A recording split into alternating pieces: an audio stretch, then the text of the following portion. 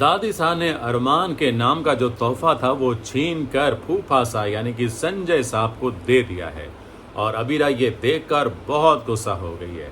जी हाँ, कहानी में ट्विस्ट आ गया है। नमस्कार, मैं हूं संदीप पंड्या और आप देख रहे हैं मेरा चैनल सीरियल और संदीप। आप सभी का स्वागत है। आगे बढ़े उससे पहले आप सबसे हमेशा की तरह गुजारिश है कि अभी तक आपने हमारे इस चैनल को सब्सक्राइब नहीं किया है तो कृपया सब्सक्राइब कर लीजिए, बेल आइकन को दबा दीजिए। ये रिश्ता क्या कहलाता है में आप जानते हैं कि अबीरा और रूही दोनों पहुंचे हुए थे उस इवेंट पर जहां पर क्रिश को डांस करना था और उससे पहले वहां पर संजय भाई साहब भी पहुंच गए थे। अबीरा ने ये देखा भी, हालांकि रूही नहीं देख पाई, लेकिन अबीरा ने ये देखा कि संजय सा ने यानी कि फूफा सा ने अपने बेटे क्रिश को ना सिर्फ डांस करने से रोका बल्कि उसे चांटा भी मारा और अपने पिता के चांटे के कारण क्रिश अपना बैलेंस खो बैठा और वो रास्ते पर गिर गया और वहीं पर पीछे कुछ बक्सा लेकर लोग आ रहे थे और वो बक्सा क्रिश के पैर पर गिरा और क्रिश को फ्रैक्चर हुआ। उसे अस्पताल पहुंचाया गया। अरमान को ये बात पता चली, अरमान भी दौड़ा चला आया हॉस्पिटल और अरमान अबीरा दोनों क्रिश की चिंता कर रहे हैं। रूही भी उनका साथ दे रही है। लेकिन अब क्रिश को घर लाया गया है और घर आते ही अबीरा ने बम फोड़ दिया कि ये क्रिश की हालत उसके फादर की वजह से ही हुई है, उसके पापा की वजह से ही हुई है। हालांकि पापा झूठ बोल रहे थे कि भाई भीड़ भाड़ में किसी का धक्का लग गया और वो गिर गया। अबीरा ने बोल दिया कि मैंने अपनी आंखों से देखा है कि फूफा सा ने अपने बेटे को चांटा मारा और वो अपना बैलेंस गंवा कर गिर गया और उस पर स्पीकर बॉक्स गिर गया और उसके कारण उसका फ्रैक्चर हुआ। लेकिन फूफा सा ये बात कहाँ मानने वाले हैं, वो तो अबीरा को ही झूठा साबित करने पर तुले हुए हैं। दादी सा ने भी ये बात नहीं मानी है। हालांकि चारू और उसकी माँ ने तो ये बात मान ली है। चारू को यकीन हो गया और उसने अपनी माँ को समझाया कि ये बात सही है। अरमान जो है वो क्रिश को पूछने गया है। अब क्रिश ने बताया नहीं बताया वो बाद में पता चलेगा, लेकिन हाँ, क्रिश बहुत दुखी है और रो रहा है और हमने ये सुना है कि शायद क्रिश को पैरालिसिस हो सकता है। हालांकि ये सुनी सुनाई खबर है, तो जब तक ये खबर पक्की नहीं होती तब तक हम इसे सुनी हुई खबर ही कहेंगे।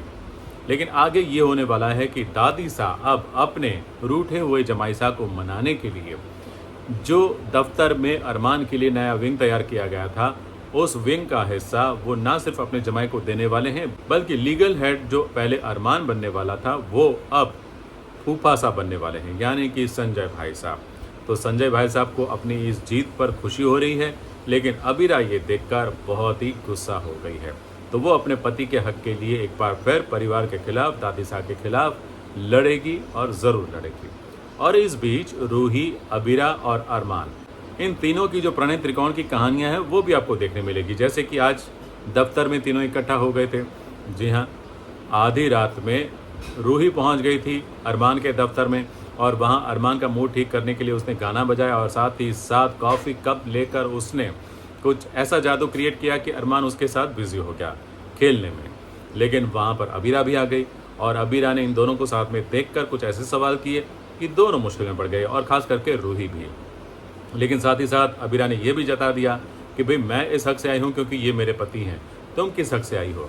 तो रूही ने कहा कि ये मेरे दोस्त हैं, लेकिन दोस्त से ज़्यादा महत्व तो पति पत्नी का होता है।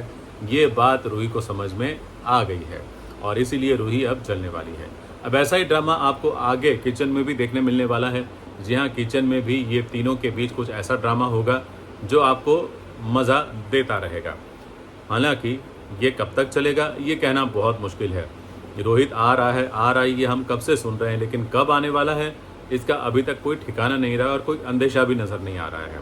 बट उम्मीद है कि रोहित जल्द आएगा और साथ ही साथ कहानी में नया ट्विस्ट भी लाएगा। वैसे अक्षरा का जन्मदिन भी मनाने की तैयारी चल रही है। जी हाँ, मनीष जी अक्षरा का जन्मदिन मनाने वाले हैं। बहुत सालों के बाद वो अपने घर पर पूजा भी रखने वाले हैं। जाहिर सी बात है कि अगर वो पूजा रखेंगे तो पोदार्स को भी बुलाएंगे और अगर वहाँ पर अबीरा भी गई तो वहाँ पर ड्रामा तो ज़रूर होगा।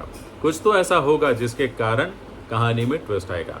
हो सकता है कि गोयनकास को अपनी बेटी अक्षरा के बारे में कुछ पता चले या फिर अबीरा को अपने जी हाँ ननिहाल के बारे में उसका क्या रिश्ता है ये समझ में आने लगे। जी हाँ, कुछ तो ज़रूर होगा।